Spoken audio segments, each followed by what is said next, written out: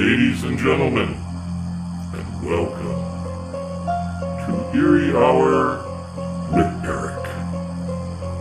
For those who wish to hear tales of the strange, the macabre, and various urban legends, you have come to the right place. Tonight, join us around the fire as Erich reads a spine-tingling tale for your entertainment. Prepare to be scared, for this is Eerie Hour with Erich. And now, ladies and gentlemen, here is your host, Erich.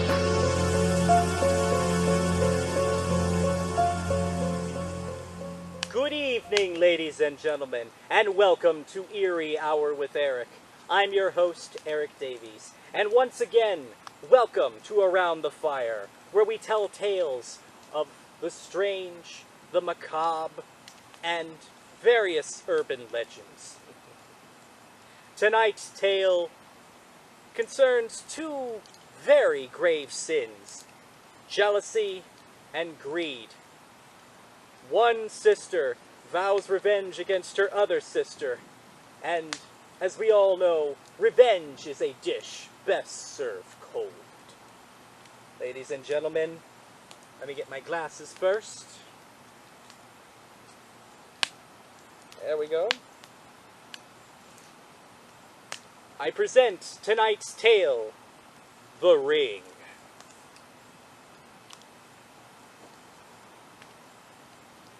Two sisters lived alone in a large country house they had inherited from their parents.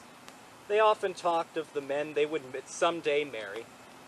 One afternoon, a tall, dashing young man came to call. The younger, prettier sister withdrew to the corner of the parlor. She knew the custom that the older sister would marry first.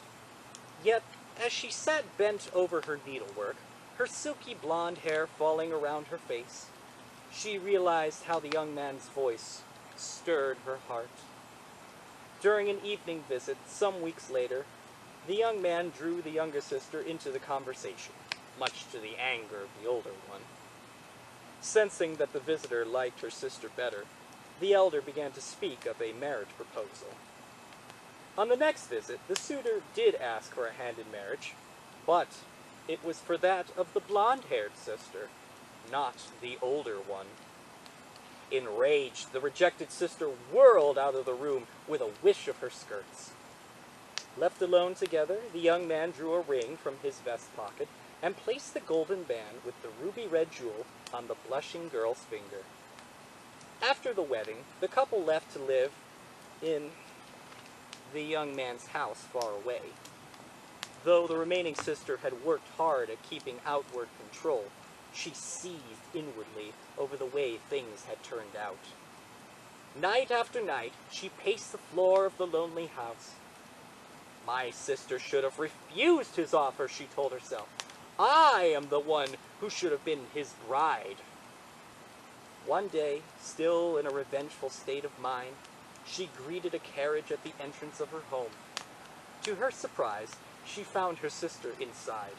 The young man was gravely ill and had been sent by her husband to be under the care of her older sister.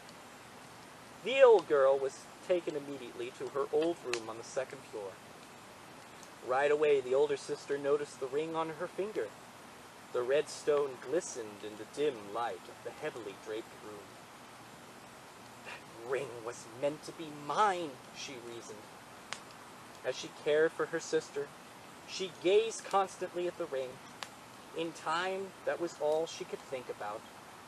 She even found herself going to the sick room just to see the ring, rather than to care for the ill girl. One night, after a fitful sleep, the older sister rose from her bed. Taking a lighted candle, she slipped along the hallway to her sister's room. The glow of the candle cast eerie shadows about the curtained window and poster bed. She leaned over the covers for a better view of the ring.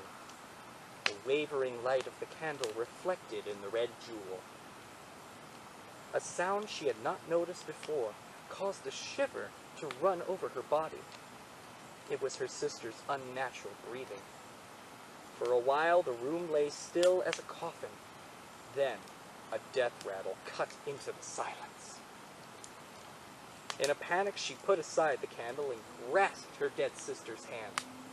The ring had cut into the flesh of her swollen finger. Furiously, she twisted and pulled until finally she freed the ring from her hand. In a mad frenzy, she worked it onto her own finger. "Now the ring is mine," she croaked. "It will only be a matter of time until he is mine as well." At the first light of day, she sent a message of her sister's death and set about to wait for the arrival of the husband. By nightfall, he had not come. She became uneasy. In her worry, she moved from room to room, twisting the ring around and around on her finger. She held her hand beyond the heavy draperies of the window so she could admire the beauty of the ring in the moonlight. The next morning, after she rose from bed, she thrust her hand to the window of her room to catch the pale slanting of the sun in the stone. Her breath caught in her throat. Streaks as red as the ruby ran down her finger and up toward her wrist. Like a madwoman, she tried to yank the ring from her finger. The more she tried, the tighter it became, and the redder the marks. By sundown, when the grief-stricken husband arrived to claim his wife's body, he found a second corpse. The ring he had given his beloved had poisoned the life's blood of the older sister. Well, ladies and gentlemen, that was a short but very intense tale, don't you think? And speaking of all things, I must be off. Ladies and gentlemen, I would like to thank you so much for tuning in to tonight's episode of Eerie Hour with Erich.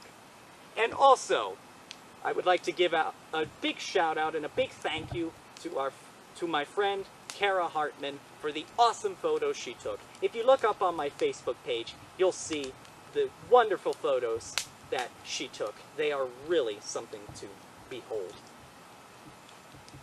And also, ladies and gentlemen, don't forget to like and subscribe to my channel, Eerie Hour with Erich, and don't forget to like us on Facebook.